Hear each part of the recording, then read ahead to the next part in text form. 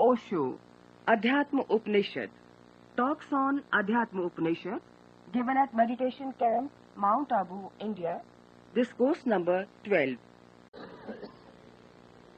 भोगने लायक पदार्थ पर वासना जागृत न हो तब समझना वैराग्य की अवधि, और अहम भाव का उदय न हो तब समझना ज्ञान की परम अवस्था।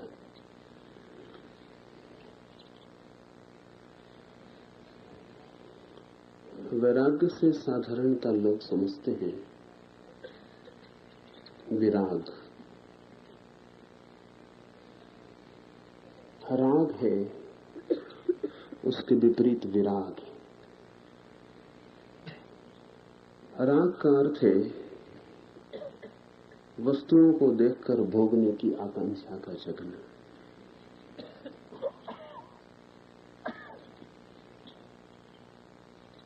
सौंदर्य दिखाई पड़े, स्वादिष्ट वस्तु दिखाई पड़े, सुखद परिस्थिति दिखाई पड़े तो उसे भोग लेने का, उसमें डूबने का, लीन होने का जो मन पैदा होता है वह है राग। राग का अर्थ है जुड़ जाने की इच्छा, अपने को खोकर किसी वस्तु में डूब जाने की इच्छा, अपने से बाहर कोई सुख दिखाई पड़े तो अपने को सुख में डुबा देने की आकांक्षा राग है। विराग का अर्थ है कोई वस्तु दिखाई पड़े भोगने योग्य तो उससे विकर्षण का पैदा हो जाना, उससे दूर हटने का मन पैदा हो जाना, उसकी तरफ पीठ कर लेने की इच्छा हो जाए। आकर्षण है राग, विकर्षण है विराग। भाषा की दृष्टि से जिसकी तरफ जाने का मन हो वो है राग, और जिससे दूर हटने का मन हो वो है विराग। विराग का अर्थ हुआ विपरीत राग। एक में खिंचते हैं पास, दूसरे में हटते हैं दूर। विराग राग से पूरी तरह मुक्ति नहीं है, उल्टा राग है। कोई धन की तरफ पागल है, धन मिल जाए तो सोचता है सब मिल गया। कोई सोचता है धन छोड़ दूं तो सब मिल गया। लेकिन दोनों की दृष्टि धन पर है।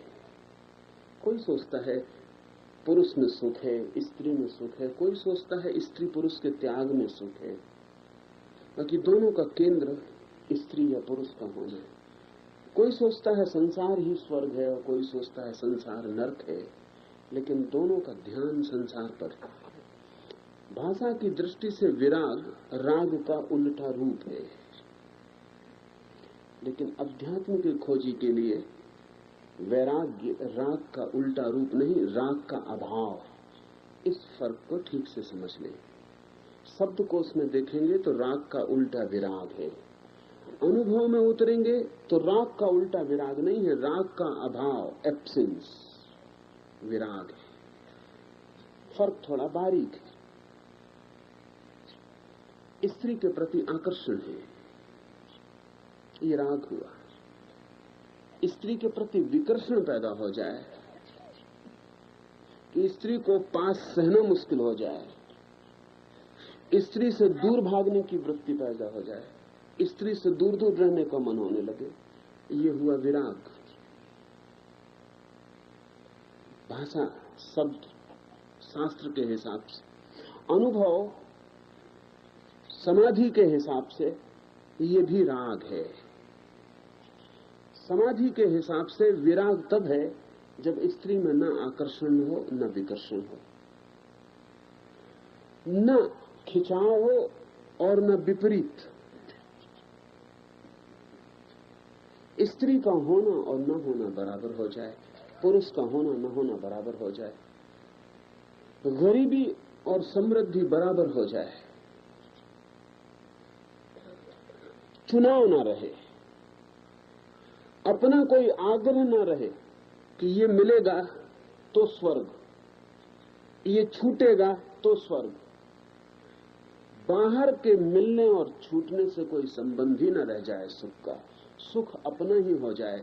बाहर कोई मिले न मिले, ये दोनों बातें गौण, ये दोनों बातें व्यर्थ हो जाए, तब वैराग्य। वैराग्य का अर्थ ये हुआ कि हमारी दृष्टि ही पर जानी बंद हो जाए, न अनुकूल न प्रतिकूल, न आकर्षण में न विकर्षण में, दूसरे से पूरा छुटकारा, वैराग्य। दूसरे से दो तरह के बंधन हो सकते हैं। मित्र मिलता है तो सुख होता है, शत्रु मिलता है तो दुख होता है। शत्रु छूट जाता है तो सुख होता है, मित्र छूट जाता है तो दुख होता है। बुद्ध ने कहा है, बड़ा गहरा मजाक किया है, बुद्ध ने कहा है कि शत्रु भी सुख देते हैं, मित्र भी दुख देते हैं। मित्र जब छूटते हैं तब दुख देते हैं, शत्रु जब मिलते हैं तब दुख देते हैं।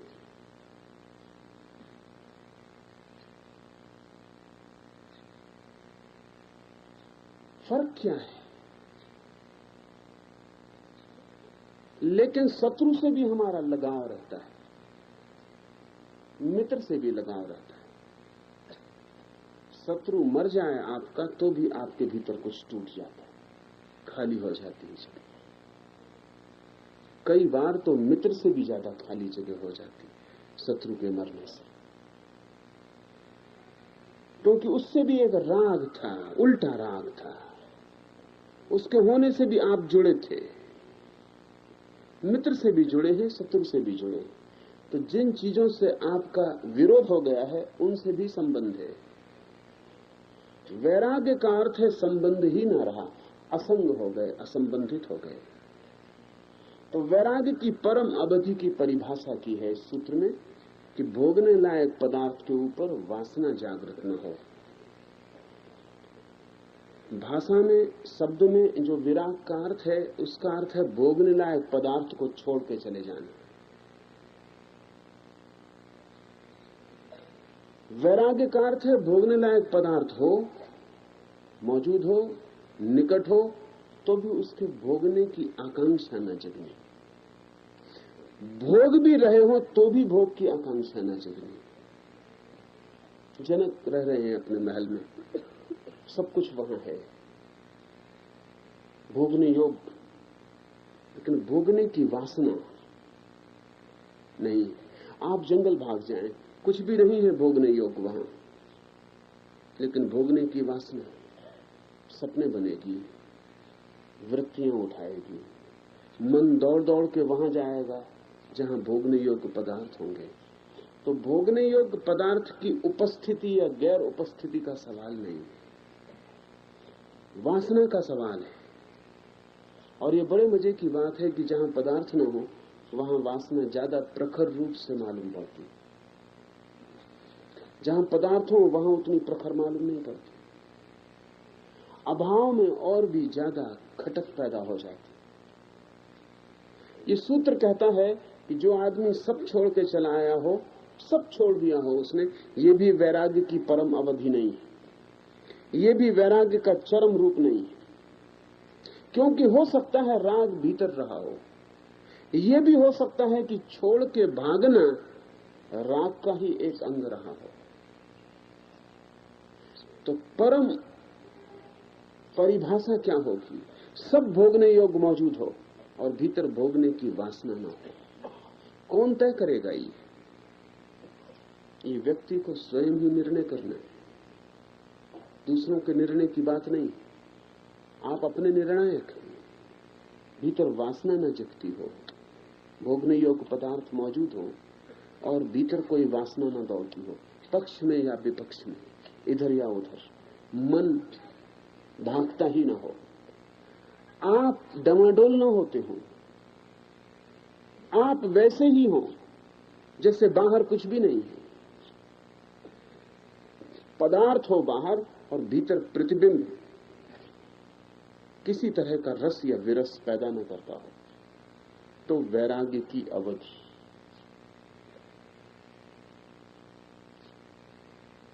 हमारे लिए अति कठिन मालूम पड़ेगा, क्योंकि हम सब ने विराग का राग से विपरीत रूप समझ रखा है। एक आदमी अपने पत्नी, बच्चे, घर परिवार को छोड़कर भाग जाता है, हम कहते हैं विरागी है। लेकिन भागता है, उससे खबर देता है कि राग अभी जुड़ा था। कोई भागता है तो मकान से डर के नहीं भागता, अपने भीतर की वासना से ही डर के भागता। मकान क्या भगाएगा? और अगर मकान अभी भगा सकता है तो अभी आत्म स्थिति बनी नहीं है। एक आदमी खोज रहा है मकान बड़े और मकान उसे भगा रहा है, दौड़ा रहा है, और एक आदमी मकान से डर के जंगलों में भाग रहा है, मकान उसे भी दौड़ा रहा है। पीठ मकान की तरफ है, लेकिन जुड़ा मकान से ही। न एक आदमी को वस्तुएं भगाना बंद कर देती हैं, दौड़ाना बंद कर देती हैं। वस्तुओं का कोई भी चुनौती आदमी के ऊपर नहीं रह जाती, वो वस्तुओं की चुनौती ही स्वीकार नहीं करता है। तब तो वैराग्य का अर्थ हुआ आत्म स्थिति, अपने में ठहर गया। जो हम में से कोई भी अपने में ठहरा हुआ नहीं। पुरानी कहानियां हैं, बच्चों की कहानियों में अभी भी उस तरह की घटना घटती कि कोई राजा है, उसके प्राण किसी तोते में बंद। राजा को मारो, मरेगा नहीं जब तक कि तोते को ना मार दो। तो प्राण तोते में छिपा रखे हैं, जब तक तोता बचा है राजा बचा रहेगा। ये कहानी नहीं है सिर्फ, हम सबके भी प्राण कहीं और बंद हैं। आपकी तिजोरी में हो सकते हैं आपके प्राण बंद हो, तोते में ना हो। तिजोरी चली जाए। 1930 में 31 में अमेरिका में वॉल स्ट्रीट के अमेरिका के बड़े बड़े करोड़पतियों में से कई ने आत्महत्या कर ली एकदम से, क्योंकि अमेरिका में ह्रास हुआ मुद्रा का, इतना तीव्रता से हुआ कि सटोरिये और बड़े करोड़पति एकदम दीनहीन हो गए, उनके बैंक बैलेंस एकदम खाली हो गए। तो 50 मंजिल से 60 मंजिल से कूद के उन्होंने तत्काल आत्महत्या कर ली। क्या हुआ इन व्यक्तियों को? क्या घटना घटी कि अचानक इनको मरने के सिवा कोई रास्ता न सूझा? इनके प्राण तिजोरियों में बंद थे, तिजोरी में प्राण थे, तिजोरी मर गई, ये मर गए। ये जो कूदना था कुछ और नहीं हुआ था, दुनिया सब वैसी थी, लेकिन बैंक में कुछ आंकड़े खो गए। आंकड़े, किसी के नाम पर 10 के आंकड़े थे, वो 2 के रह गए। जहां बड़ी लंबी कतार थी आंकड़ों की, वहां शून्य हो गया। ये सब बैंक में हुआ, ये सब कागज पर हुआ, पर इनके प्राण वहां बंद थे। वही इनका प्राण था। इनको मार डालते ये न मरते, तिजोरी खाली हो गई, ये मर गए। किसी का किसी से प्रेम है, प्रेमी मर जाए, प्राण निकल गए। हम सब अगर अपनी खोज करें तो हमारे प्राण कहीं ना कहीं किन्हीं न किन्हीं तोतों में बंद हैं। जब तक आपके प्राण कहीं और बंद हैं, तब तक आप आत्मस्थित नहीं हैं। आपके प्राण वहां नहीं है जहां होने चाहिए, आपके भीतर होने चाहिए, वहां नहीं है, कहीं और। ये कहीं और होना बहुत तरह का हो सकता है। एक आदमी सोचता है कि उसकी आत्मा उसका शरीर है, तो ये भी कहीं और है। कल ये बूढ़ा होने लगेगा तो पीड़ित होगा, दुखी होगा, क्योंकि शरीर दिनहीन होने लगा, झुर्रियां पड़ने लगी, कुरूप होने लगा, रुग्ण, जीर्ण। ये मरने के पहले मरा हुआ अनुभव करेगा, क्योंकि इसने जिस जवान शरीर में अपने प्राण रखे थे वो जा रहा।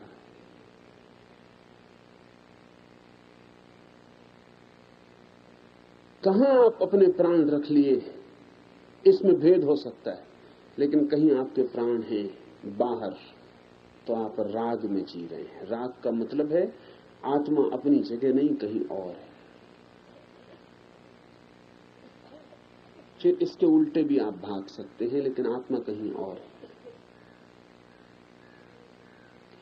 आत्मा अपने भीतर है, मैं अपने में ठहरा हुआ हूं। कोई चीज खींचती नहीं और मेरे भीतर किसी तरह के तरंगे पैदा नहीं करती। वैराग्य की यही परिभाषा है। इसलिए वैराग्य आनंद का द्वार है, क्योंकि जो अपने में ठहर गया उसे दुखी करने का कोई उपाय नहीं। और ध्यान रहे, वो कहानियां बच्चों की ठीक कहती हैं। जो अपने में ठहर गया, जिसके प्राण अपने में आ गए, उसे मारने का भी कोई उपाय नहीं। प्राण नहीं मरते कभी भी, तोते मर जाते हैं। जहां जहां रखते हैं वो चीजें खिसक जाती हैं, वो मर जाते हैं। इसलिए खुद आदमी अपने को मरा हुआ अनुभव करता है। आत्मा तो अमृत है, लेकिन हम उसे मृत वस्तुओं के साथ जोड़ देते हैं। वो मृत वस्तुएं आज नहीं कल बिखरेंगी, वो उनका स्वभाव है। जब वो बिखरेंगी तब ये भ्रम पैदा होगा कि मैं भी मर गया।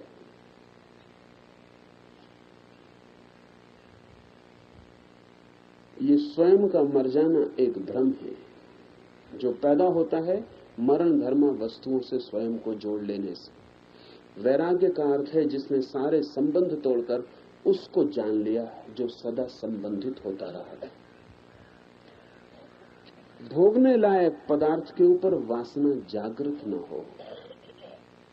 विपरीत वासना जागृत हो नहीं, वासना ही जागृत न हो किसी भी अर्थ की, तब वैराग्य की अवधि जान लेना। ये खुद के लिए सूत्र दिया जा रहा है। इससे दूसरे की जांच करने मत जाना। हम सब बहुत होशियार हैं, हमें परिभाषाएं मिल जाएं तो हम दूसरे की जांच करने जाते हैं। अच्छा, तो फलां आदमी वैरागी है या नहीं। आपका कोई प्रयोजन नहीं है, दूसरे से आपका कोई लेना देना नहीं। राग में होगा तो दुख भोगेगा, विराग में होगा तो आनंद भोगेगा। आपका कोई भी संबंध नहीं। लेकिन हम इतने कुशल हैं स्वयं के साथ धोखा करने में कि अगर हमारे हाथ में कोई परिभाषा, कोई कसौटी लगे तो हम दूसरों को कसने निकल जाते हैं, खुद को कसने की फिक्र नहीं करते। अपने को कसना, ये सूत्र आपके लिए है। ये सूत्र किसी और पर चिंतन करने के लिए नहीं कि महावीर विरागी हैं या नहीं, कि कृष्ण विरागी हैं या नहीं, होंगे या न होंगे, कुछ भी लेना देना नहीं। ये उनकी अपनी बात है। होंगे विरागी तो आनंद पाएंगे, नहीं होंगे तो दुख पाएंगे।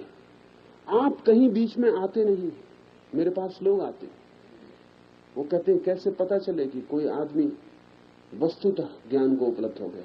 जरूरत क्या है कि कोई आदमी वस्तुतः ज्ञान को उपलब्ध हो गया, इसका आपको पता चले।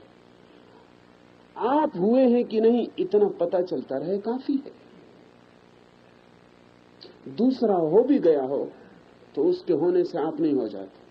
दूसरा ना भी हुआ हो तो उसके न होने से आपको कोई बाधा नहीं पड़ती। लेकिन क्यों हम ऐसा सोचते हैं, उसके कारण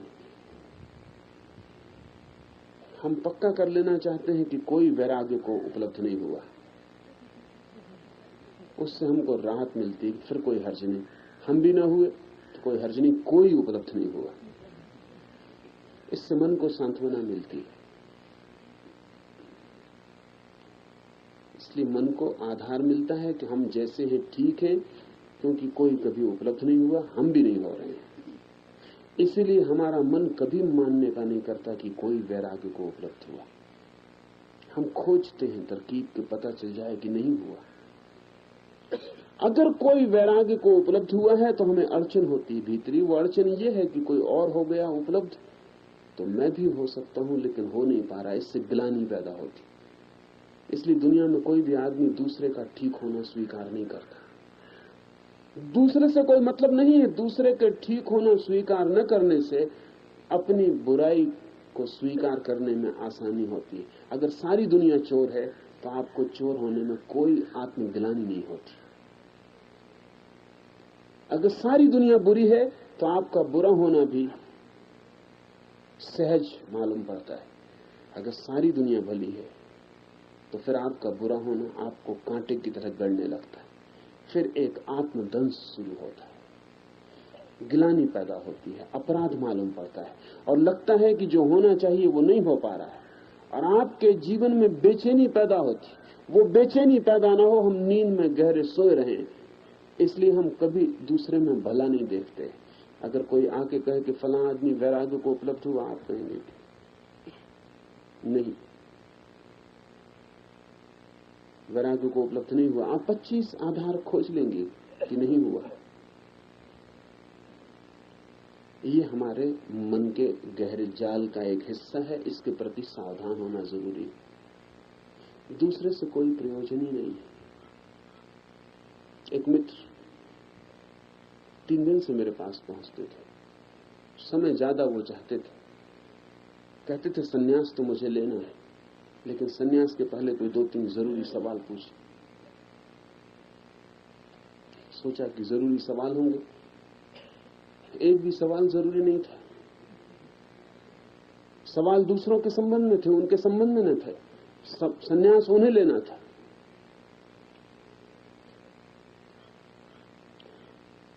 सवाल दूसरे के संबंध में थे कि क्या कृष्ण वस्तुतः ज्ञान को उपलब्ध हुए।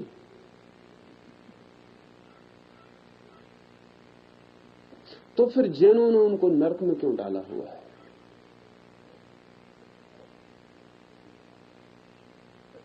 जैनों ने कृष्ण को नरक में डाला हुआ है अपने शास्त्रों में, क्योंकि जैनों की अपनी व्याख्या और परिभाषा है वैराग्य की, उसमें कृष्ण नहीं आते। छोड़ के जाना चाहिए सब, वो उनकी परिभाषा है। और कृष्ण तो कुछ छोड़ के गए नहीं, इसलिए अड़चन है। कृष्ण की परिभाषा यही है कि अगर छोड़ के ही भागते हो तो अभी विरागी नहीं हुए। इसलिए हिंदुओं ने अपने शास्त्रों में महावीर का उल्लेख भी नहीं किया है, कोई उल्लेख करने योग्य बात नहीं मानी। कम से कम जैनियों ने थोड़ा प्रेम दर्शाया है कृष्ण के प्रति, नरक में डाला है। हिंदुओं ने उल्लेख ही नहीं किया महावीर का, बात ही करने लायक नहीं समझी। नरक में भी डाला तो थोड़ी फिक्र तो ली है, कृष्ण को एकदम छोड़ नहीं सके, कुछ ना कुछ वक्तव्य कृष्ण के लिए कोई ना कोई जगह बनानी पड़ी है, नरक ही सही। लेकिन महावीर के लिए हिंदुओं ने नरक में तक नहीं डाला, बात ही छोड़ दी। क्योंकि अगर कृष्ण की परिभाषा को कोई पकड़ के चले तो अड़चन हो जाती है। लेकिन ध्यान रहे, सब परिभाषाएं आपके लिए, साधक के लिए, ताकि वो अपने भीतर खोजबीन करता रहे, एक निकस हाथ में रहे, कसौटी तौलता रहे। और हम सब होशियार हैं, उस कसौटी पे हम दूसरों को कसने जाते हैं। दूसरों से कोई लेना देना नहीं। कृष्ण नरक में होंगे तो वो समझे, इससे किसी को क्या लेना देना। आप कोई कृष्ण की जगह नरक में पड़ने को तैयार होने को हो नहीं सकते कि हम जगह लिए लेते हैं आपकी, आप मोक्ष चले जाओ। और कृष्ण मोक्ष में होंगे तो आपका मोक्ष निर्मित नहीं होता है। आपके अतिरिक्त आपकी सारी चिंतना दूसरे के संबंध में व्यर्थ है। एक दूसरे मित्र आए थे पूछने की, अगर आपको कृष्णमूर्ति को मिलने की व्यवस्था की जाए तो क्या आप मिलने को राजी? अब ये मेरे और कृष्णमूर्ति के बीच की बात है, इसमें इन मित्र को क्या प्रयोजन हो सकता है? फिर उन्होंने पूछा हुआ था कि अगर आप दोनों का मिलना हो तो नमस्कार कौन पहले करेगा? अब ये भी मेरे और कृष्णमूर्ति के बीच का मामला है।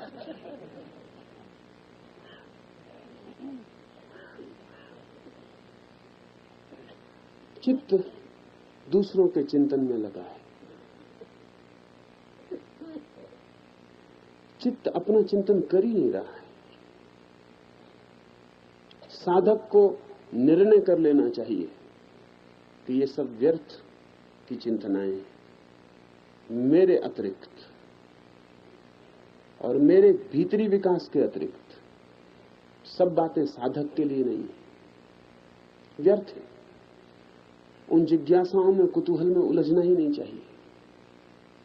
उससे कुछ भी लेना देना नहीं है, उससे कुछ आपके जीवन में होगा भी नहीं। तो ये ध्यान रखें, ये परिभाषाएं आपके लिए हैं और अपने भीतर आप तौलते रहें। इसलिए उपनिषद ने आपको मापदंड दिए ताकि भीतर के अगम रास्ते पर आपको कठिनाई ना हो। अपने भीतर देखते रहना। जब तक वस्तुओं को देखकर वासना जगती हो तब तक समझना कि वैराग्य उपलब्ध नहीं हुआ है, और वैराग्य के सतत श्रम में लगना है। उस श्रम की हम धीरे धीरे बात कर रहे हैं। अहम भाव का उदय न हो तब ज्ञान की परम अवधि समझना। बड़े अजीब लोग हैं उपनिषद के ऋषि। वो ये नहीं कहते कि परमात्मा का दर्शन हो जाए तो ज्ञान की अवधि समझना। परमात्मा तक के दर्शन की बात को उन्होंने ज्ञान की अवधि नहीं कहा। क्या आपको बिल्कुल सब आपके चक्र खुल जाएं और कुंडलिनी जागृत हो जाए और सहस्त्र दल कमल खिल जाए तो ज्ञान की परम अवधि समझना नहीं। क्या आप सातों स्वर्ग चढ़ जाएं और न मालूम कितने हिसाब जारी हैं कि सारे 14 खंडों की यात्रा पूरी हो जाए और सच खंड में प्रवेश हो जाए, तो भी उपनिषद कहते हैं कि इस सब से कोई मतलब नहीं है। कसौटी की बात एक है कि अहम भाव का उदय न हो। कुंडलनी से भी अहम भाव का उदय होता है। साधक को लगता है कि हमारी कुंडलनी जागृत हो, अब हम कोई साधारण आदमी नहीं। किसी को लगता है कि हमारा आज्ञा चक्र जग गया, ज्योति के दर्शन होने लगे, हम कोई साधारण आदमी नहीं। किसी को लगता है कि हृदय में नील मणि प्रकट हो गई, नीली ज्योति दिखाई पड़ने लगी, अब हम मुक्त हो गए, अब हमारे लिए कोई संसार नहीं। ध्यान रहे, जिस चीज से भी मैं निर्मित होता हो वो अज्ञान का ही हिस्सा है, चाहे नाम आप कुछ भी देते चले जाएं। उपनिषद कहते हैं अहम भाव जब तक पैदा हो, कारण कोई भी हो, जब तक ऐसा लगे कि मैं कुछ हो गया, तब तक जानना कि अभी ज्ञान पका नहीं, अभी ज्ञान में फूल नहीं खिले, अभी ज्ञान का विस्फोट नहीं हुआ।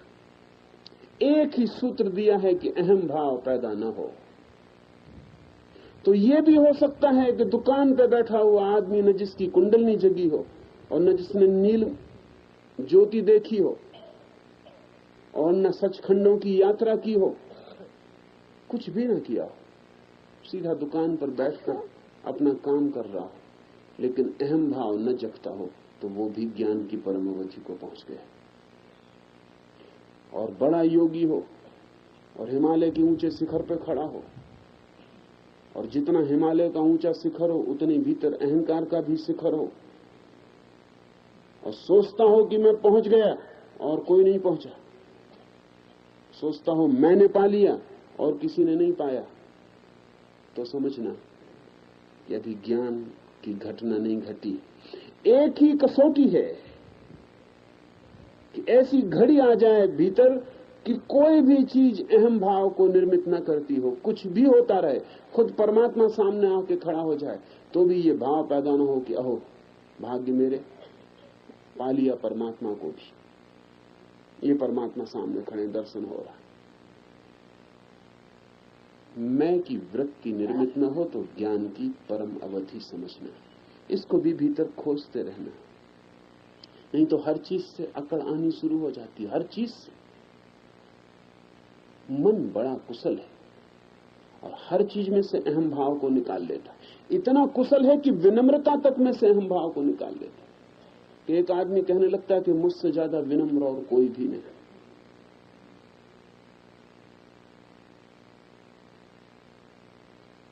मुझसे ज्यादा विनम्र और कोई भी नहीं। मगर वो मुझसे ज्यादा कोई भी नहीं, वो कुछ भी हो, चाहे धन हो, चाहे यश हो, चाहे पद हो, चाहे ज्ञान हो, चाहे मुक्ति हो, चाहे विनम्रता हो, मुझसे ज्यादा कोई भी नहीं।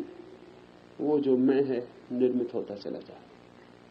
तो भीतर जांचते रहना, खोजते रहना, नहीं तो आध्यात्मिक तलाश भी सांसारिक तलाश हो जाती।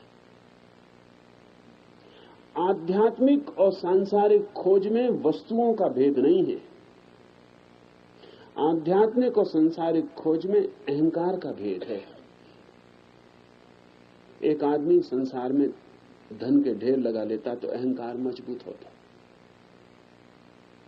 एक दूसरा आदमी सारे धन का त्याग कर देता और त्याग से अहंकार को मजबूत कर लेता। दोनों की यात्रा सांसारिक है। आध्यात्मिक यात्रा तो शुरू होती है अहंकार के विसर्जन से। एक ही त्याग है करने जैसा, और वो मैं का त्याग है। बाकी सब त्याग फिजूल है, क्योंकि उन त्याग से भी मैं भर लेता है। कल ही एक सज्जन मुझे मिलने आए थे।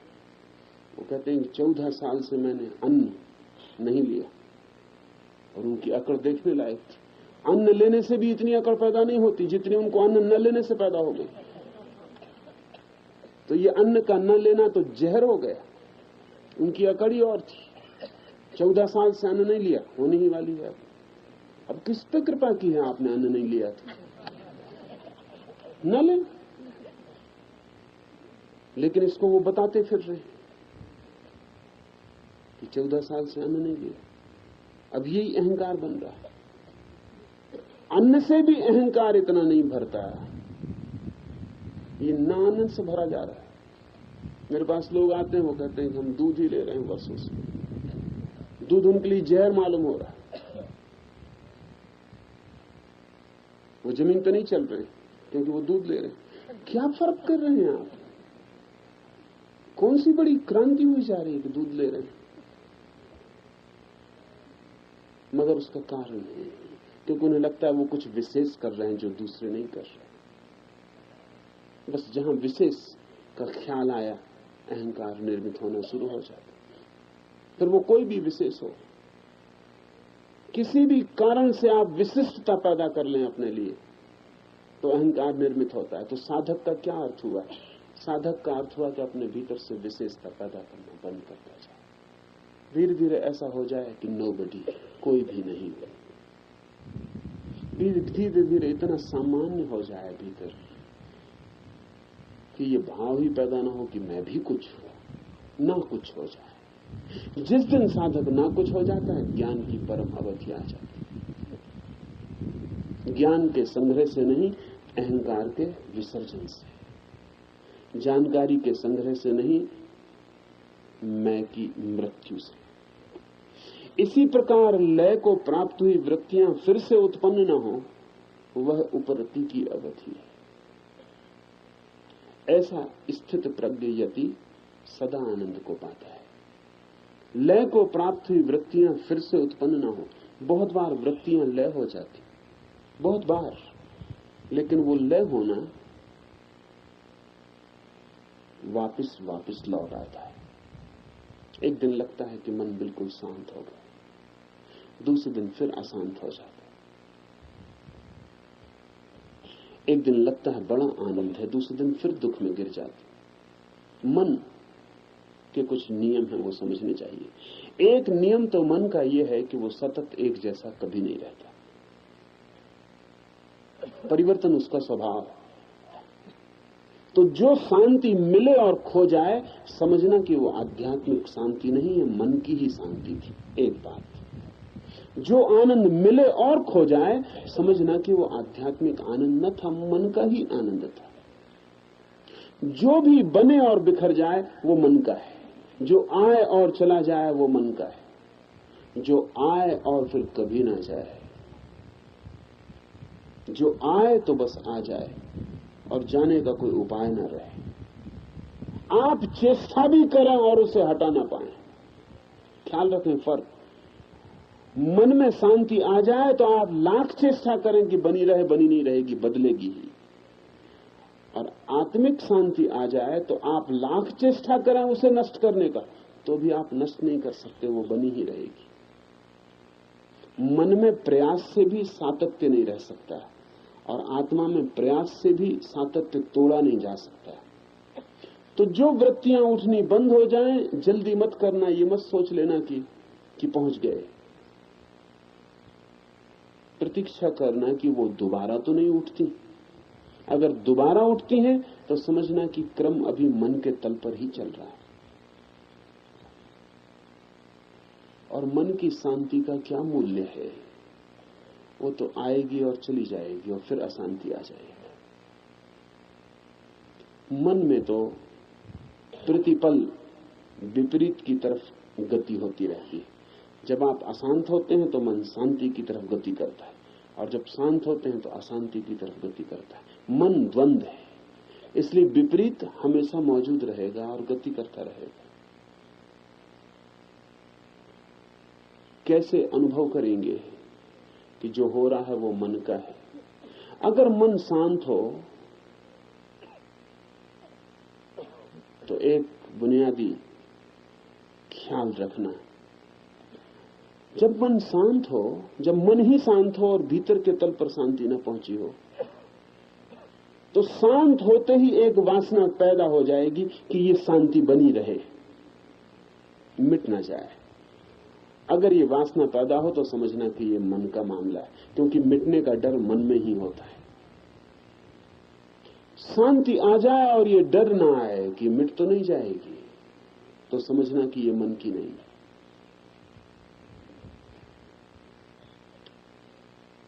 दूसरी बात,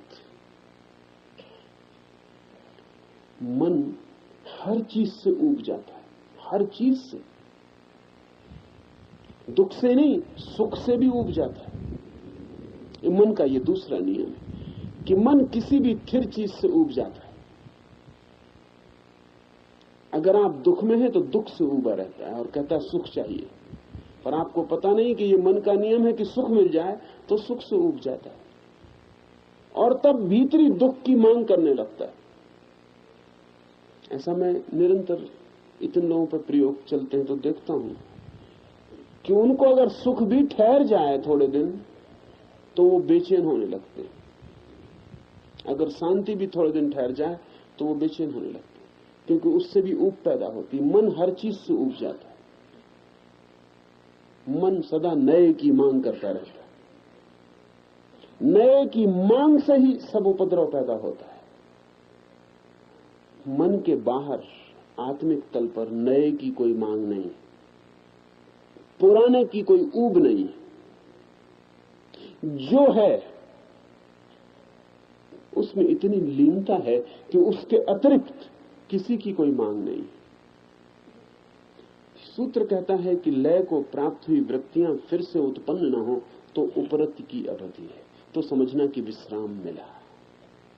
वो फिर पैदा होती रहे तो समझना कि सब मन का ही जाल है। क्यों? इसको सोच रखने की जरूरत क्यों है? क्योंकि मन के साथ हमारा इतना गहरा संबंध है कि हम मन की ही शांति को अपनी शांति समझ लेते। उससे बड़ा कष्ट होता है क्योंकि वो खो जाती। क्या करें हम? साक्षी के सूत्र का प्रयोग करना उपयोगी है तो मन के बाहर जाने का रास्ता बनता है और परम उपरति उपलब्ध होती है। करते क्या है हम? जब मन अशांत होता है तो हम उससे हटना चाहते हैं, और जब मन शांत होता है तो हम उससे जुड़ना चाहते हैं। शांति को हम बचा रखना चाहते हैं, अशांति को हटाना चाहते हैं। जब मन दुखी होता है तो हम मन को फेंक देना चाहते हैं कि कैसे छुटकारा हो जाए मन से, और जब मन सुखी होता है तो हम उसका आलिंगन कर लेते हैं और उसको बचा लेना चाहते हैं। तब तो आप मन से कभी न छूट पाएंगे, क्योंकि ये तो मन की व्यवस्था ही है कि दुख से छूटो, सुख को पकड़ो। मन से छूटने का उपाय यह है कि जब सुख मन दे रहा हो तब भी साक्षी बने रहना और उसको पकड़ना मत। जैसे यहां आप ध्यान कर रहे हैं, ध्यान में कभी अचानक शांति का झरना फूट पड़ेगा तो उस वक्त उसको आलिंगन मत कर लेना, खड़े देखते रहना, दूर की शांति घट रही है, मैं साक्षी हूं। सुख का झरना टूट पड़ेगा, भीतर रोए रोए में सुख व्याप्त हो जाएगा किसी क्षण, तो उसको भी दूर खड़े होकर देखते रहना, उसको पकड़ मत लेना जोर से कि ठीक आ गई मुक्ति। उसको खड़े होकर साक्षी भाव से देखते रहना। कि मन में सुख घट रहा है, पकड़ूंगा नहीं। मजे की बात यह है कि जो सुख को नहीं पकड़ता उसके दुख समाप्त हो जाते, जो शांति को नहीं पकड़ता उसकी अशांति सदा के लिए मिट जाती। शांति को पकड़ने में ही अशांति का बीजारोपण है और सुख को पकड़ने में ही दुख का जन्म है। पकड़ना ही मत, पकड़ का नाम मन है, क्लिंगिंग, पकड़ का नाम मन है। कुछ न पकड़ना, खुली मुट्ठी और आप मन के पार हट जाएंगे और उसमें प्रवेश हो जाएगा जहां से फिर वृत्तियां दोबारा जन्म नहीं पाती, परम लय हो जाता है। उस परम लय को कहा है उपरति विश्राम। ऐसा स्थित प्रज्ञ यति सदा आनंद को पाता है। स्थित प्रज्ञ बड़ा मीठा शब्द है। अर्थ है उसका जिसकी प्रज्ञा अपने में ठहर गई, जिसका बोध अपने में रुक गया, जिसकी चेतना स्वयं को छोड़कर कहीं भी नहीं जाती, ठहर गई चेतना जिसकी। ऐसा यति, ऐसा साधक, ऐसा सन्यासी सदा आनंद को पाता रहता है। मन के तल पर है सुख और दुख, द्वंद्व, शांति अशांति द्वंद्व, अच्छा बुरा द्वंद्व, जन्म मृत्यु द्वंद्व। मन के पीछे हटते ही निर्द्वंद आनंद है। आनंद के विपरीत कोई शब्द नहीं है, वो द्वंद्व के बाहर है। और जो द्वंद्व के बाहर है ऐसा यति सदा आनंद को पाता रहता है।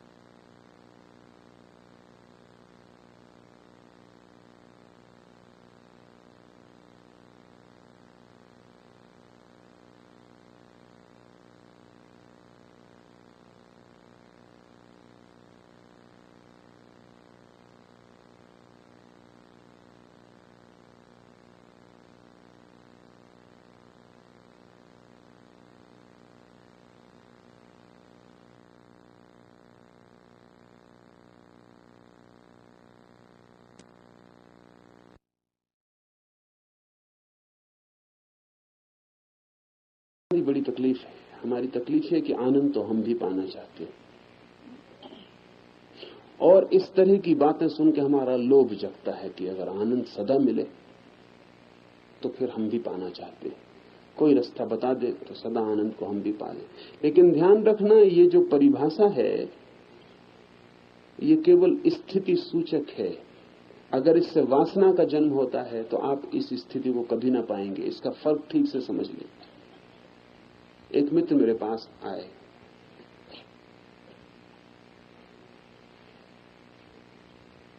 जल्दी से मुक्ति हो जाए, ध्यान लग जाए, समाधि आ जाए जल्दी से। तो मैंने उनको कहा कि जितनी जल्दी करिएगा उतनी देर हो जाएगी, क्योंकि जल्दी करने वाला मन शांत हो ही नहीं सकता। जल्दी ही तो अशांति है। और हम सब अनुभव करते हैं कि कभी कभी जल्दी में कैसी मुश्किल हो जाती। ट्रेन पकड़नी और जल्दी में तो जो काम 2 मिनट में हो सकता था वो 5 मिनट लेता है। कोट के बटन उल्टे लग जाते, फिर खोलो फिर लगाओ। चश्मा हाथ में उठाते हैं, छूट जाता है, टूट जाता है। चाबी बंद कर रहे हैं सूटकेस की, चाबी ताले में नहीं जाती। जल्दी में तो निरंतर ही देर हो जाती है, क्योंकि जल्दी का मतलब यह है कि चित्त बहुत अस्त व्यस्त है और भूल चूक हो जाएगी।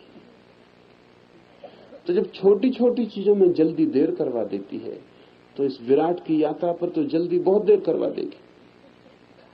तो उन मित्र से मैंने कहा कि जल्दी मत करो, नहीं तो देर हो जाएगी। यहां तो तैयारी रखो कि अनंत काल में कभी भी हो जाएगा तो हम राजी हैं, कोई जल्दी नहीं। तो शायद जल्दी भी हो जाए। तो उन्होंने कहा ऐसा, अगर हम अनंत काल के लिए तैयारी रखें तो जल्दी हो जाएगी ना। यहां मन दिक्कत है, वो तैयार है इसके लिए भी, लेकिन जल्दी के लिए ही ये भी उपयोग कर रहे हैं। अब इनको कैसे समझाया जाए? वो कहते हैं हम प्रतीक्षा करने को भी राजी हैं, मगर आप भरोसा दिलाते हैं कि इससे जल्दी हो जाएगी, तब ये प्रतीक्षा झूठी हो जाएगी। और जल्दी का क्या मतलब रहा फिर?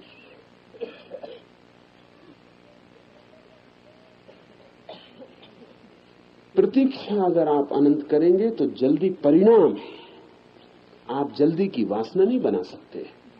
इसको फर्क को समझ लें। अगर आप प्रतीक्षा करने को तैयार हैं तो जल्दी होगी, लेकिन वो प्रतीक्षा करने वाले चित्त का परिणाम है। अगर आप कहते हैं कि इसीलिए हम प्रतीक्षा करेंगे कि जल्दी हो जाए, तो आप प्रतीक्षा कर ही नहीं रहे और जल्दी कभी नहीं होगी। जल्दी की वासना से प्रतीक्षा कैसे निकल सकती है? यही तकलीफ रोज रोज की है। हम सबको लगता है कि आनंद तो हमें भी चाहिए, तो हम कैसे आनंद को पालें? कैसे आनंद को पालेने का जो विचार और वासना है वो तो बाधा है आनंद के लिए। आनंद परिणाम है, उसको आप वासना मत बनाएं, वो घटेगा। आप मौन चुपचाप यात्रा करते जाएं, वो घटेगा। इसलिए बड़ी कठिनाई घटती है, और वो ये कि इन सूत्रों को पढ़ के अनेक लोग वासनाग्रस्त हो जाते हैं आनंद की। न मालूम कितने लोग सदियों से इस तरह के सूत्रों को पढ़ के वासना से भर जाते हैं। और ये सूत्र जो है वासना मुक्ति के लिए, और नई वासना पकड़ लेती कि कैसे मिले आनंद, कैसे हो जाए स्थित प्रज्ञ, कैसे आ जाए उपरति, कैसे आ जाए वैराग्य। इस वासना से भर जाते और तब वो दौड़ते रहते हैं जन्मों जन्मों, और कभी ये घटना नहीं घटती उनके जीवन में। तब उन्हें संदेह होने लगता है, तब उन्हें संदेह होने लगता है कि कहीं ये सब बातें झूठी तो नहीं है, क्योंकि कहा तो था कि आनंद आ जाएगा, वो अभी तक नहीं आया। इस संदर्भ में आपको एक बात बता दूं, रोज हम दुनिया को अधार्मिक होते हुए देखते हैं। रोज लोग ज्यादा से ज्यादा अधार्मिक होते चले जाते हैं और उनकी निष्ठा धर्म पे कम होती चली जाती। कारण आपको पता है? कारण इस सूत्र में है। आप में से हर एक ने आनंद की, मोक्ष की, परमात्मा की कई जन्मों में वासना कर ली, और आनंद नहीं मिला, मोक्ष नहीं मिला, परमात्मा नहीं मिला। उसका जो परिणाम होना था वो हो गया है। वो परिणाम ये हुआ है कि अब आपको लगता है कि कोई मिलने वाली चीजें ही नहीं, आपकी वासना निष्फल चली गई। इन सूत्रों पर से भरोसा उठ गया है। 10,000 साल से ये सूत्र आदमी को पता है। इस 10,000 साल में सभी लोगों ने करीब करीब, कोई बुद्ध के पास, कोई कृष्ण के पास, कोई क्राइस्ट के पास, कोई मोहम्मद के पास, सभी लोगों ने करीब करीब इस पृथ्वी पर ये आनंद की वासना कर ली, इसके लिए प्रयास कर लिए। कभी ध्यान किया, कभी योग किया, कभी तंत्र साधा, कभी मंत्र साधा, सब कर चुके हैं। जब मैं लोगों को उनके भीतरी तल पर देखता हूं तो मुझे ऐसा आदमी अब तक नहीं मिला जो किसी न किसी जन्म में कुछ न कुछ न कर चुका हो। हर आदमी किसी न किसी जन्म में साधना के पथ पर चल चुका है, लेकिन वासनाग्रस्त होकर। उस वासना के कारण ही साधना निष्फल चली गई, और भीतर गहरी चेतना में वो असफलता बैठ गई। उसका कारण है कि सारी दुनिया में अधर्म बढ़ता हुआ दिखाई पड़ता है, क्योंकि धर्म अधिक लोगों के लिए असफल हो गया है। आपको याद भी नहीं, लेकिन आप धर्म को असफल कर चुके हैं अपने भीतर, और कारण आप हैं, क्योंकि आपने जिसकी वासना नहीं की जा सकती उसकी वासना करके भूल कर दी। ये परिणाम है। आप साधना से गुजरेंगे तो ये परिणाम घटते हैं, इनकी आपको चिंता नहीं करनी है, न इनका विचार करना है और न इनकी आकांक्षा करनी है और न जल्दी करनी है कि ये घट जाएं। उस जल्दी से ही सब विपरीत हो जाता है। दुनिया में अधर्म तब तक बढ़ता ही चला जाएगा जब तक हम धर्म की भी वासना करते हैं। और आप कोई नए नहीं, इस जमीन पर कोई भी नया नहीं, सब इतने पुराने और प्राचीन हैं जिसका हिसाब नहीं, और सब इतने इतने रास्तों पर, इतने इतने मार्गों पर चल चुके हैं जिसका हिसाब नहीं, और उन सब में असफलता पाकर आप निराश और हताश हो गए। वो हताशा प्राणों में गहरे बैठ गई। उस हताशा को तोड़ना ही आज सबसे बड़ी कठिनाई की बात हो गई। और अगर कोई तोड़ना चाहे तो एक ही उपाय दिखता है कि फिर आपकी वासना को कोई जोर से जगाए और कहे कि इससे ये हो जाएगा, तभी आप थोड़ा हिम्मत जुटाते। लेकिन वही वासना का जगाना ही तो सारे उपद्रव की जड़ है। बुद्ध ने एक अनूठा प्रयोग किया था और बुद्ध के समय में भी हालत यही थी जो आज हो गई है। ये हमेशा हो जाती है। और जब भी दुनिया में बुद्ध या महावीर जैसे लोग पैदा होते हैं तो उनके पीछे हजारों साल तक एक छाया का काल व्यतीत होता है। होगा ही। जब बुद्ध या कृष्ण जैसा कोई व्यक्ति पैदा होता है तो उसको देखकर, उसके एहसास में, उसके संपर्क में, उसकी हवा में हजारों लोग वासना से भर जाते हैं धर्म की। और उनको लगता है कि हो सकता है, भरोसा जगता है देखकर कि जब बुद्ध को हो सकता है तो हमें भी हो सकता है। और अगर इन्होंने भूल कर ली और इस होने को वासना बना लिया तो बुद्ध के बाद ये व्यक्ति हजारों साल तक उस वासना के कारण धीरे धीरे परेशान होकर अधार्मिक हो जाएंगे। शर्त समझ लें, आनंद उपलब्ध हो सकता है लेकिन आप उसको लक्ष्य न बनाएं। वो लक्ष्य नहीं है। परम शांति हो सकती है लेकिन लक्ष्य न बनाएं, वो लक्ष्य नहीं है।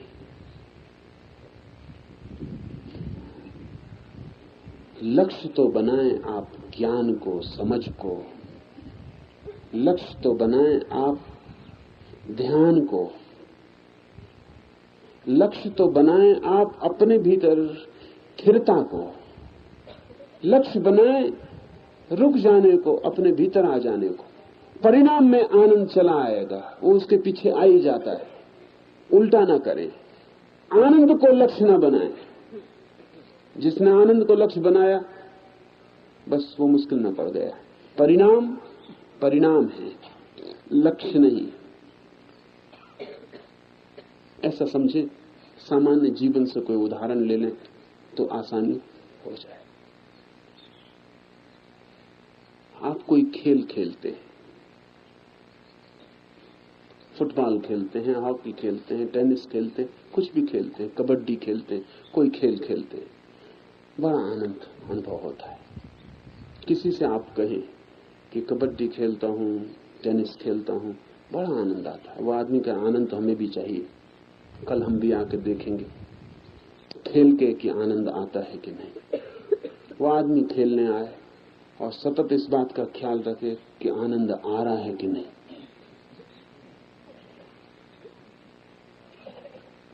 तो आनंद आ रहा है कि नहीं, इस ख्याल की वजह से पहली तो बात है कि खेल में लीन नहीं हो पाएगा। खेल हो जाएगा गौण, आनंद हो जाएगा प्रमुख। हर बार जब वो तू करके कबड्डी में प्रवेश करेगा तो तू रह जाएगी गौण। भीतर खोजता रहेगा, अभी तक आनंद आया नहीं, तो ये आनंद आ नहीं रहा, ये क्या कर रहा हूं मैं, तू इससे क्या होने वाला है, अभी तक आनंद आया नहीं।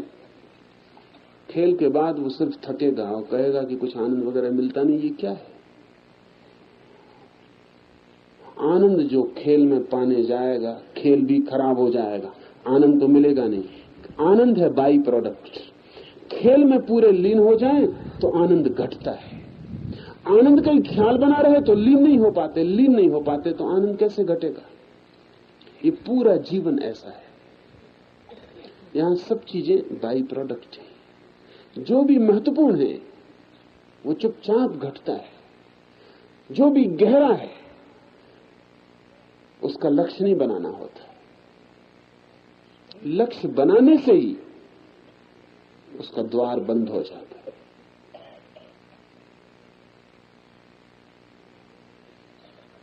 अनायास घटता है आनंद, आकस्मिक घटता है आनंद। सचेत कोई बैठा रहे तो वो सचेत बैठने में ही इतना तनाव हो जाता है कि द्वार बंद हो जाते हैं, दीवार बन जाती तनाव की, और आनंद नहीं घटता है।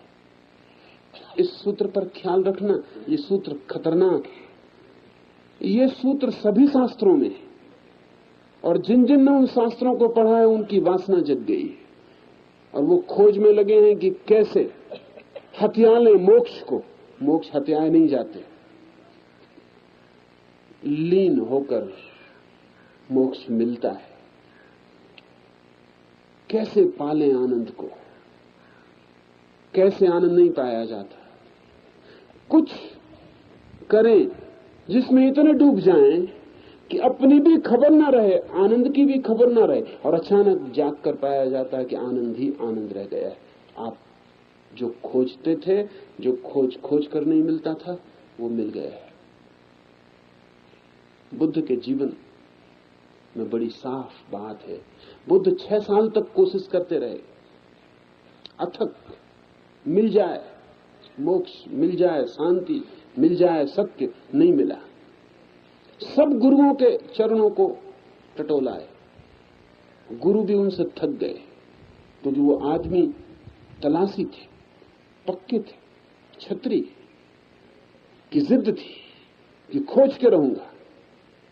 छतरी का अहंकार था कि ऐसी क्या चीज हो सकती है जो हो और न मिले। असंभव नहीं मानता है छतरी, वही छतरी का अर्थ है। तो जिन जिन गुरुओं के पास गए वो भी उनसे मुसीबत में पड़ गए, क्योंकि गुरु जो भी कहते बुद्ध तत्काल करके दिखा देते। कितना ही कठिन हो, कितनी शीर्षासन करना पड़े, कितना धूप वर्षा में खड़ा रहना हो, कितना उपवास करना हो, जो भी कोई कहता पूरा करके बता देते, और कुछ भी ना होता। गुरु भी थक गए, उन्होंने कहा हम भी क्या। गुरु साधारण शिष्य से नहीं थकता, क्योंकि साधारण शिष्य कभी मान के चलते ही नहीं। इसलिए कभी ऐसी नौबत नहीं आती कि गुरु को यह कहना पड़े अब हम क्या करें, जो हम कर सकते थे कर चुके। बुद्ध जैसा शिष्य मिले तो बहुत मुश्किल खड़ी हो जाती, क्योंकि बुद्ध जो भी गुरु कहता पूरा करते, उसमें गुरु भी भूल नहीं निकाल सकता था, और कुछ होता नहीं। आखिर एक गुरु कहता है कि अब मैं जो कर सकता था, जो बता सकता था, मैंने बता दिया, इसके आगे मुझे भी पता नहीं, अब तुम कहीं और चले जाओ। सब गुरु उनसे ऊब गए, और वो जिद्दी पक्के थे। 6 वर्ष तक जिसने जो कहा, सही गलत, संगत असंगत, सब उन्होंने पूरा किया, और बड़ी निष्ठा से पूरा किया। एक भी गुरु ये नहीं कह सका कि तुम पूरा नहीं कर रहे इसलिए नहीं हो रहा है, क्योंकि वो इतना पूरा कर रहे थे कि गुरुओं ने तक उनसे क्षमा मांगी कि जब तुम्हें हो जाए कुछ और ज्यादा हमको भी खबर करना, क्योंकि जो भी हम जानते थे वो पूरा बता दिया, कुछ भी नहीं हो रहा। ऐसा नहीं था कि जो बताया था उससे उन गुरुओं को नहीं हुआ था, उससे उनको हुआ था। क्रिया बराबर बुद्ध भी वही कर रहे थे जो गुरु ने की थी और पाया था। तो गुरु भी मुश्किल में था कि यही क्रिया पूरी कर रहे हो, मुझसे भी ज्यादा पूरी कर रहे हो, इतनी निष्ठा से मैंने भी कभी नहीं किया था, फिर क्यों नहीं हो रहा। पर कारण था, उस गुरु को हुआ होगा क्योंकि उसने क्रिया की थी बिना किसी लक्ष्य के ख्याल के। बुद्ध को लक्ष्य प्रगाढ़ था, कर रहे थे वो, लेकिन नजर लक्ष्य पे थी कि कब सत्य, कब आनंद, कब मोक्ष मिले। तो क्रिया पूरी कर देते थे, लेकिन वो जो लक्ष्य था वो बाधा बन रहा था। आखिर बुद्ध भी थक गए। 6 वर्ष के बाद एक दिन उन्होंने सब छोड़ दिया। संसार तो पहले ही छोड़ चुके थे, फिर संन्यास भी छोड़ दिया। भोग तो पहले ही छोड़ चुके थे, ये 6 साल योग में बर्बाद किए थे, फिर योग भी छोड़ दिया। और एक रात उन्होंने तय कर लिया कि अब कुछ भी नहीं करना, अब खोजना ही नहीं, समझ लिया कि कुछ है नहीं मिलने वाला। तनाव पर पहुंच गए थे आखिरी खोज के। श्रम प्रयास चरम हो गया था, छोड़ दिया। उस रात वृक्ष के नीचे सो गए।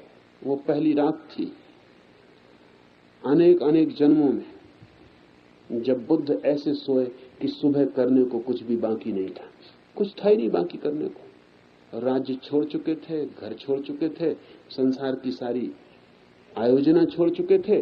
दूसरी योजना पकड़ी थी, वो भी व्यर्थ हो गई थी। अब कोई हाथ में था ही नहीं काम। सुबह कल उठे तो ठीक, न उठे तो ठीक। जन्म रहे तो बराबर, मृत्यु हो जाए तो बराबर। अब कोई अंतर न था। कल सुबह करने को कुछ बचा ही नहीं था। कल का कोई मतलब ही नहीं था।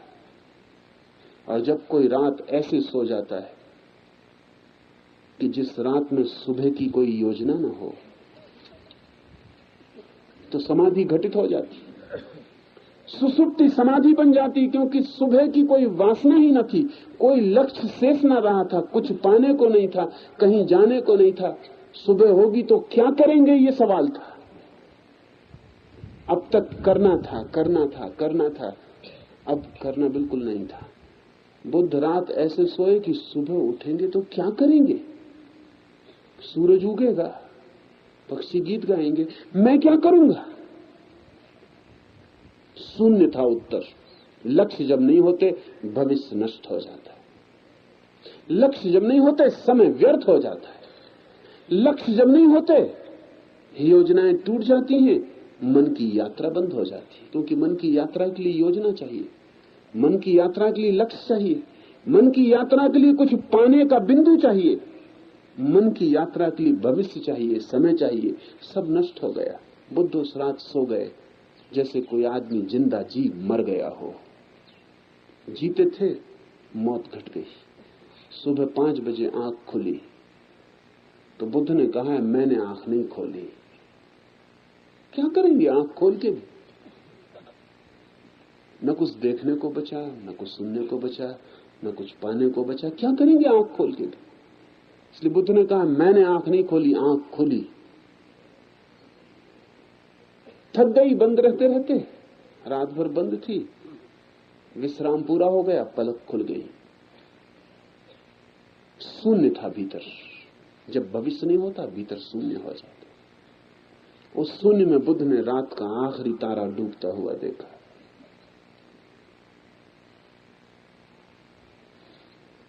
और उस आखिरी तारे को डूबते देखकर बुद्ध परम ज्ञान को उपलब्ध हो गए।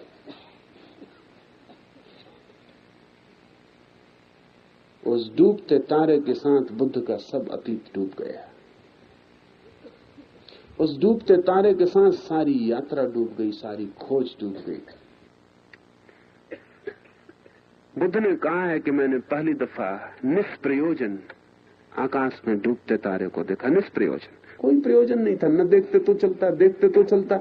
इस तरफ उस तरफ चुनने की भी कोई बात ना थी। आंख खुली थी इसलिए तारा दिख गया। डूब रहा था, डूबता रहा। उधर तारा डूबता रहा, उधर आकाश तारों से खाली हो गया, इधर भीतर में बिल्कुल खाली था। दो खाली आकाशों का मिलन हो गया। और बुद्ध ने कहा है जो खोज खोज के न पाया वो उस रात बिना खोजे मिल गया। दौड़ के जो न मिला उस रात बैठे बैठे मिल गया, पड़े पड़े मिल गया। श्रम से जो न मिला उस रात विश्राम से मिल गया। पर क्यों मिल गया वो? आनंद जब आप भीतर शून्य होते हैं उसका सहज परिणाम है। आनंद के लिए जब आप दौड़ते हैं शून्य नहीं हो पाते, वो आनंद ही दिक्कत देता रहता है। शून्य ही नहीं हो पाते, इसलिए सहज परिणाम घटित नहीं होता है। जिसका मन ब्रह्म में लीन हुआ हो वह निर्विकार और निष्क्रिय रहता है। ब्रह्म और आत्मा सोधा हुआ और दोनों के एकत्व में लीन हुई वृत्ति विकल्प रहित और मात्र चैतन्य रूप बनती है, तब प्रज्ञा कहलाती है। यह प्रज्ञा जिसमें सर्वदा होती है वह जीवन मुक्त है। ऐसा जब भीतर का आकाश बाहर के आकाश में एक हो जाता है जब भीतर का शून्य बाहर के शून्य से मिल जाता है, तब सब निर्विकार और निष्क्रिय हो जाता है। विकार उठ ही नहीं सकते बिना विचार के। विचार ही विकार है, और विचार उठता ही इसलिए है कि कुछ करना। ध्यान रखना, लोग मेरे पास आते हैं, वो कहते हैं कि विचार से छुटकारा नहीं होता। विचार से होगा नहीं छुटकारा, आपको कुछ करना है। कुछ करना है तो विचार से छुटकारा कैसे होगा? वो कुछ करना है, उसकी योजना विचार है। अगर आपको विचार से छुटकारा भी करना है तो भी छुटकारा नहीं होगा, क्योंकि वो उसकी योजना में विचार लगा रहेगा। लोग मुझसे कहते हैं कि हम बैठते हैं, बड़ी कोशिश करते हैं कि निर्विचार हो जाएं। निर्विचार होने की योजना विचार के लिए मौका है। तो मन यही सोचता रहता है कैसे निर्विचार हो जाएं। अभी तक निर्विचार नहीं हुए, कब होंगे? होंगे कि नहीं होंगे? ध्यान रखिए, वासना है कोई भी, स्वर्ग की, मोक्ष की, प्रभु की, तो विचार जारी रहेगा। विचार का कोई कसूर नहीं है। विचार का तो इतना ही मतलब होता है कि आप जो वासना करते हैं, मन उसका चिंतन करता है कि कैसे पूरा करें। जब तक कुछ भी पाने को बाकी है, विचार जारी रहेगा। जिस दिन आप राजी हैं इस बात के लिए कि मुझे कुछ पाना ही नहीं, निर्विचार भी नहीं पाना, आप अचानक पाएंगे कि विचार विदा होने लगे, उनकी कोई जरूरत न रही। जब भीतर सब शून्य हो जाता है, कोई योजना नहीं रहती, कुछ पाने को नहीं बचता, कहीं जाने को नहीं रहता, सब यात्रा व्यर्थ मालूम पड़ने लगती है और चेतना बैठ जाती है रास्ते के किनारे।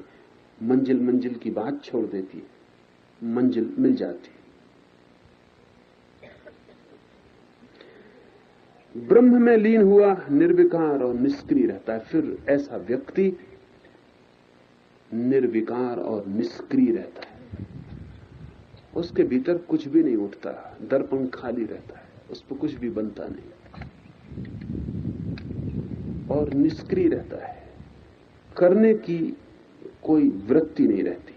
इसका यह मतलब नहीं कि वो कोई मुर्दे की तरह पड़ा रहता।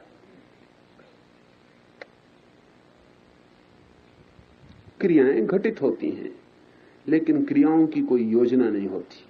इस फर्क को ठीक से समझ लें। यहां मैं आया, उपनिषद के सूत्र पर मुझे बोलना है। अगर इसकी मैं योजना करके आऊं, सोच के आऊं कि क्या बोलना है और क्या नहीं बोलना है,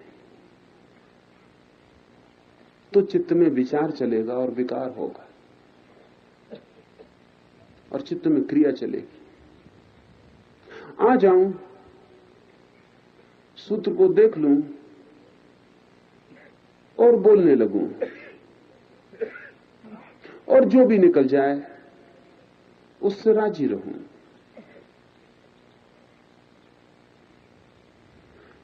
तो ये क्रिया नहीं।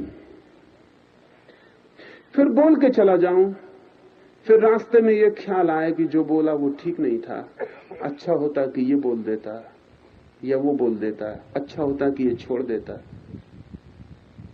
तो विकार है।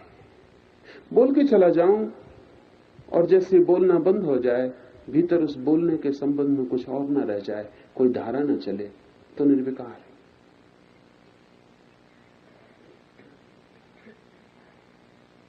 सुना है मैंने अब्राहम लिंकन के बाबत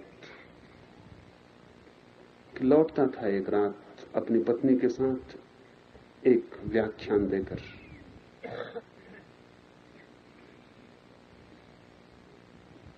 घर लौटा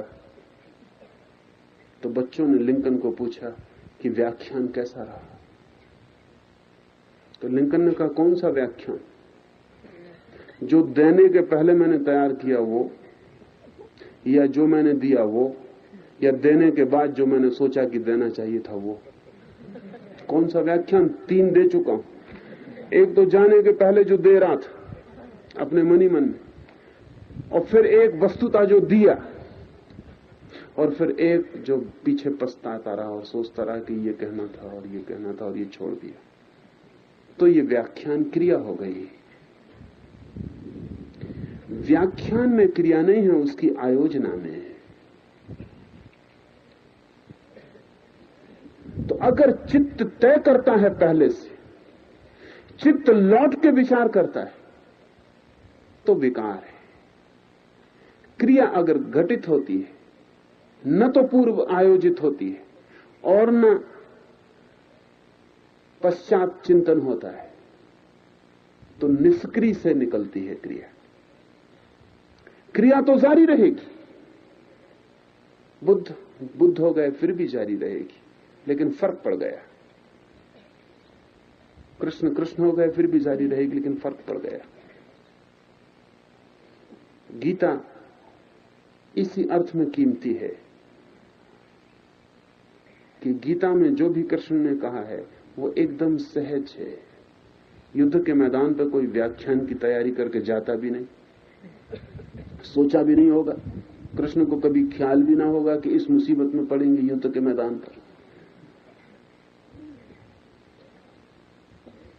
कल्पना में भी नहीं हो सकता, कोई योजना नहीं हो सकती। अचानक अनायास एक घटना, आकस्मिक, और कृष्ण के झरने का फूट पड़ना। ये बोलना नहीं है, ये अबोल से निकला हुआ बोलना है। ये क्रिया नहीं है, ये निष्क्रिय से जन्मी हुई क्रिया है। इसलिए गीता इतनी कीमती हो गई, इतनी आकस्मिक थी, इसलिए इतनी कीमती हो गई। दुनिया में बहुत शास्त्र हैं,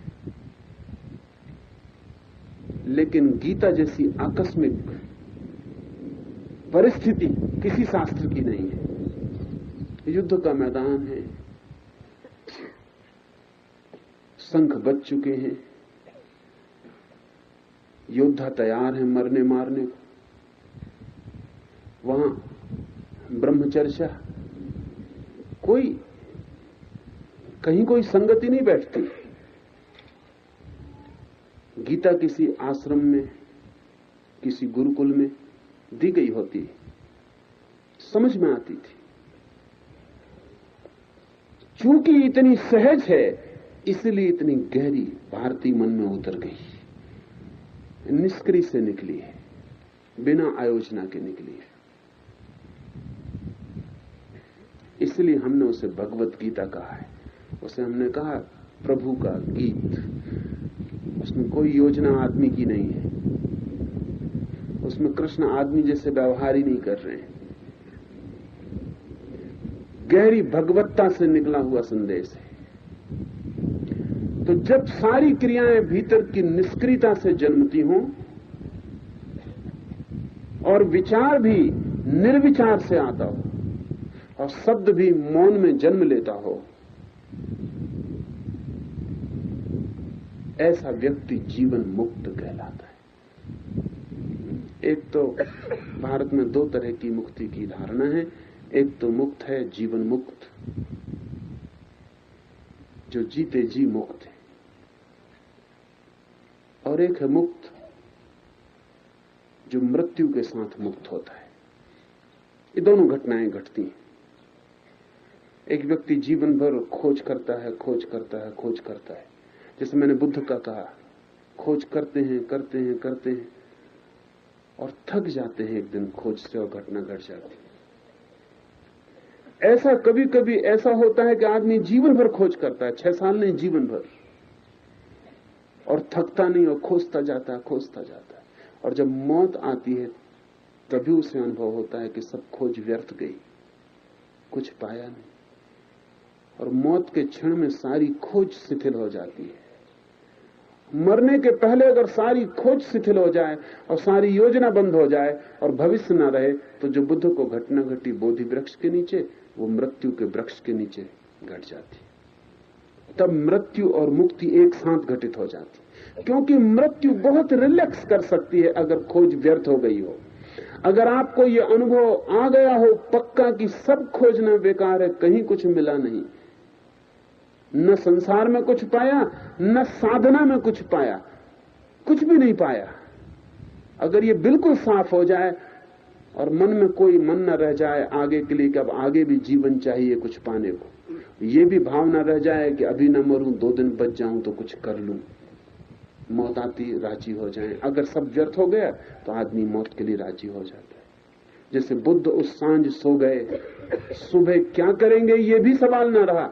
ऐसे ही अगर कोई मरते क्षण में मर जाए बिना ये सोचे कि अब मर गए, कुछ काम अधूरे रह गए, कुछ करने को पूरा था वो पूरा नहीं हुआ, 2 दिन बच जाते तो कुछ पूरा कर लेते, ऐसा कोई भाव ना हो, मृत्यु सहज उतर आए जैसे सांझ उतर आती और आदमी सो जाता, तो मृत्यु भी मुक्ति बन जाती। ऐसे व्यक्ति को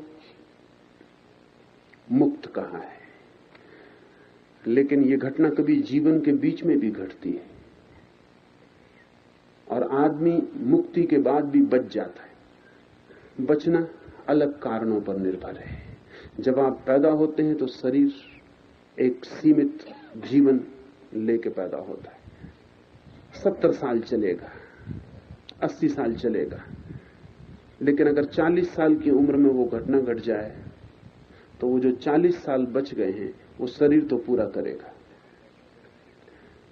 आप तो मर गए 40 साल में, लेकिन शरीर तो 80 साल में मरेगा। आप तो खत्म हो गए 40 साल में, लेकिन शरीर 40 साल और चलेगा। वो उसकी अपनी योजना है, उसके अपने अणुओं का अपना व्यवस्था है। वो जन्म के साथ 80 साल चलने की क्षमता लेके पैदा हुआ, वो 80 साल चलेगा। तो बुद्ध मर गए, महावीर मर गए 40 साल में, और 40 साल शरीर और चला। भीतर तो चलना बंद हो गया, लेकिन शरीर चलता रहा। ऐसे ही जैसे कि आपके हाथ पे घड़ी बंधी है, आपने उसमें चाबी भर दी, वो 7 दिन चलने वाली, और आप जंगल में भटक गए और गिर गए और मर गए। आप मर गए और घड़ी चलती रही, तो घड़ी में 7 दिन की चाबी थी। आपके मरने से कोई फर्क नहीं पड़ता, घड़ी चलती रही और टिक टिक करती रही। आपका शरीर तो एक यंत्र है। आप अगर परम ज्ञान को उपलब्ध हो जाएं तो आज ही मर गए, लेकिन शरीर टिक टिक करता रहेगा। 40 साल तक वो जो शरीर टिक टिक करता रहेगा और भीतर की चेतना ऐसे हो गई जैसे नहीं है। ऐसी अवस्था को जीवन मुक्त कहा है। ब्रह्म और आत्मा सोधा हुआ और दोनों के एकत्व में लीन हुई वृत्ति विकल्प रहित और मात्र चैतन्य रूप बनती है, तब प्रज्ञा कहलाती है। जब बुद्धि किसी और के संबंध में नहीं सोचती, सोचती ही नहीं, असोच हो जाती है।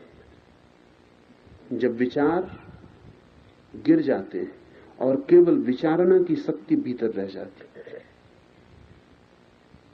जब बुद्धि किसी विषय के साथ नहीं जुड़ती, शुद्ध,